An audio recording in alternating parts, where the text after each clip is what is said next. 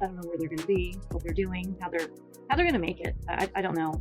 And it hurts me because I've been going through pictures of me and my grandkids. The Jenkins family's situation is unraveling fast, and it's becoming harder to ignore the cracks. Right now, they're crammed into a small motel room with their entire life packed away in storage. But somehow, amidst all the chaos, their most prized possession, the PS5, made the cut. Instead of securing a stable home, they've chosen temporary shelter, leaving many people questioning their priorities.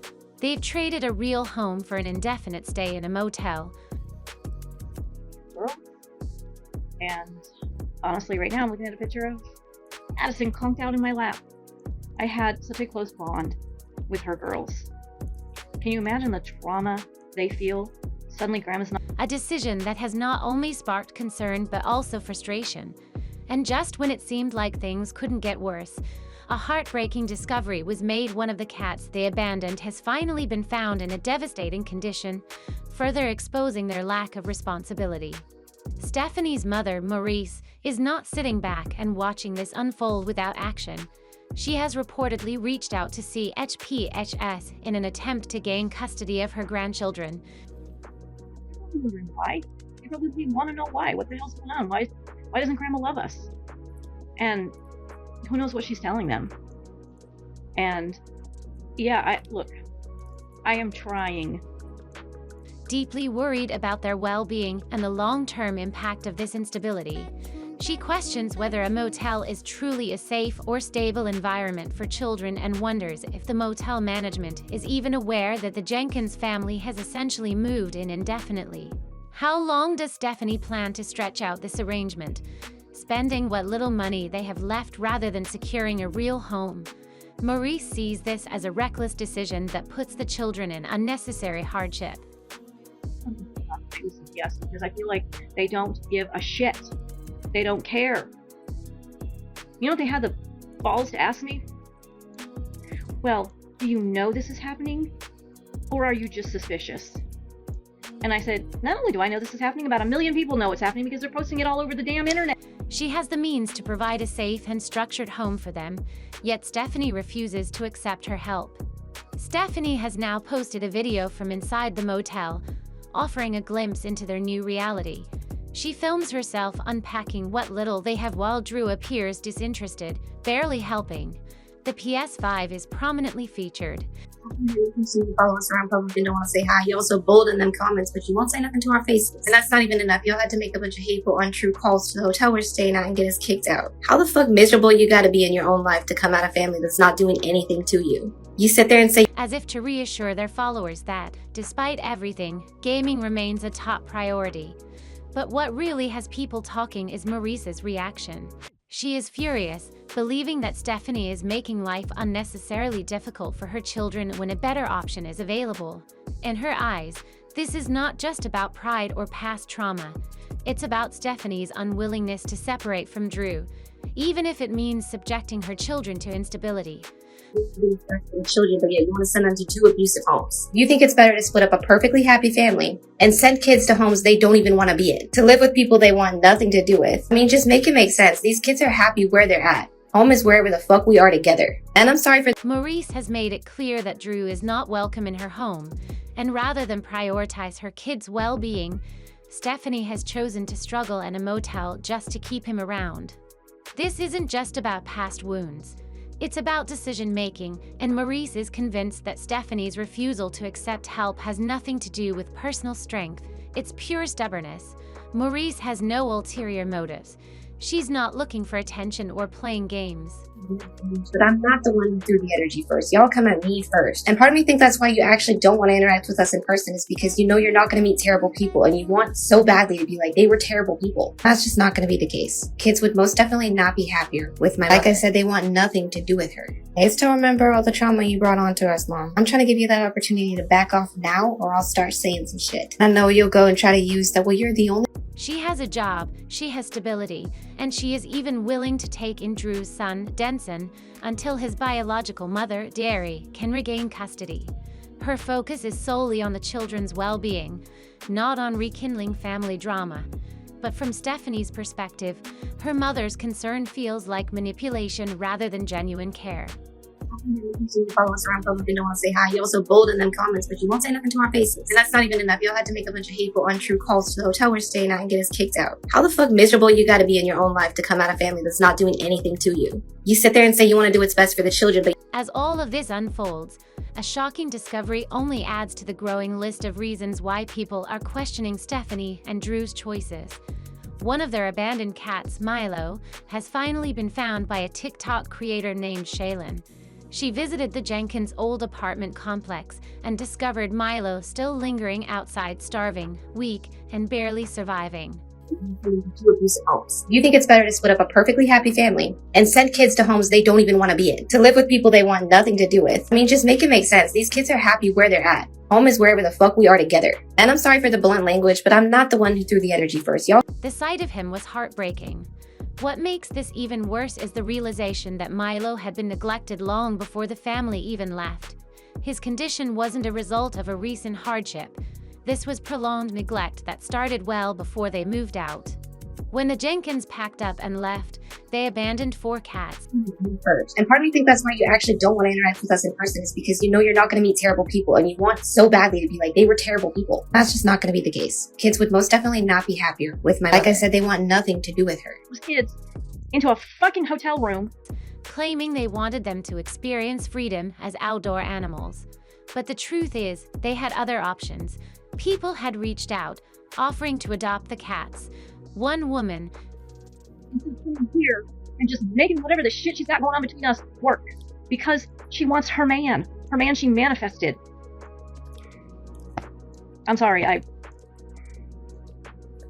don't know what else. Safi McAllister messaged Stephanie multiple times, begging to take the animals in and give them a safe home, but Stephanie ignored her.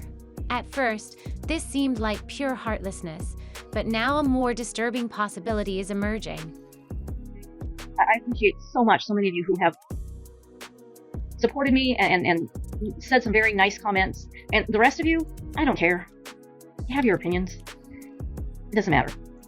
I only want what's best for those kids. That is the only thing I want for those kids. I just want them to be safe. And crammed into a hotel room for God knows how long is not safe. If they had rehomed the cats, people would have immediately noticed their poor condition. If that had happened, serious questions would have been raised about how they were being treated, instead of facing the consequences of their neglect. About all of this, but I can tell you one thing for sure. I wish grandparents had more rights in the state of Oregon. I wish there was more I could do.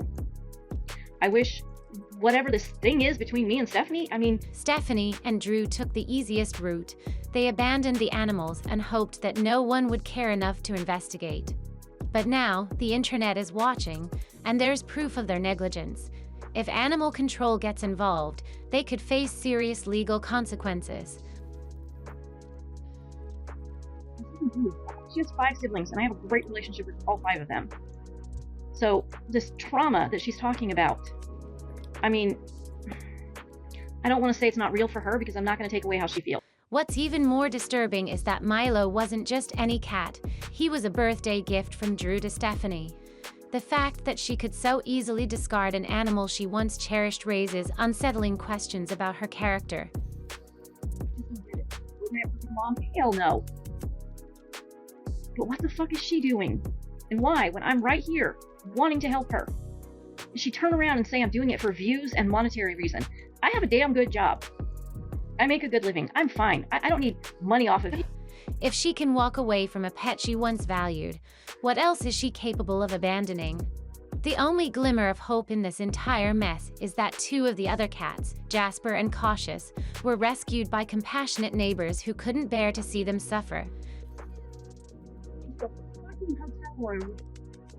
Instead of coming here and just making whatever the shit she's got going on between us work. Because she wants her man she manifested.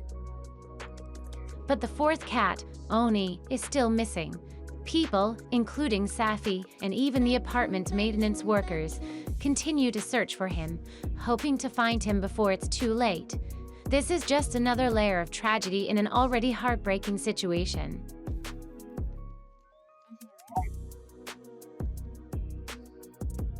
I don't know what else to say right now, okay? I appreciate so many of you who have supported me. And Stephanie has finally addressed the situation in a new video from the motel. She doesn't say much in the footage itself, but her caption is a long-winded essay defending Drew. She insists that people don't see the sacrifices he makes for their family, that he worked tirelessly to unpack the moving truck, and that he's not just some selfish gamer. Very nice comments. And the rest of you, I don't care. You have your opinions. It doesn't matter. I only want what's best for those kids.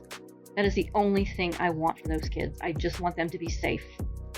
And crammed into a hotel room for God knows how long is not safe. She's painting a picture of a happy family, claiming there's no tension and that they're simply doing what's best for themselves. But to outside observers, this doesn't look like strength. It looks like stubbornness. And get her. See if she will trust me enough to grab her. There she goes. Hi, kitty. Hi. True strength would have been making financially responsible decisions, putting her children first, and accepting help when it was available. Instead, Stephanie has doubled down, convinced that she and Drew are the only ones who truly understand what's best. The harsh reality, though, is that their money is running out. Motel living is expensive and unsustainable. Oh my God, you are so thin. Come here. Okay, let's grab her. Hi. Oh, I'm gonna cry so. At some point, they'll have to come up with a real plan, and when that moment arrives, what will they do? Will they finally acknowledge the consequences of their decisions, or will they continue to scrape by, bouncing from one temporary solution to another? This situation can't last forever. The cracks are growing more visible. Hi, baby. Hi. It's okay, I just want to pet you. Hi. It's okay. And I got her, guys. Okay. It'll be okay. It's okay. And reality is creeping in. Maurice isn't backing down. The abandoned pets have revealed a disturbing level of neglect, and Stephanie's public response feels more like damage control than genuine self-reflection. As things continue to spiral, the question remains how much more damage will be done before they're forced to face the truth. And that's where things stand right now, but something tells me this situation is far from over. With Maurice refusing to back down, the truth about the abandoned pets coming to light, and Stephanie doubling down on her choices, it's only a matter of time before things take another turn. What do you think? Should Maurice step in? Or is Stephanie really just doing what's best for her family? And let's not forget about Milo. Should there be consequences for how the Jenkins handled their pets? Let me know your thoughts in the comments, and don't forget to like, subscribe, and hit that notification bell so you don't miss the next update. This story is still unfolding, and trust me, you're gonna want to stay tuned. See you in the next one.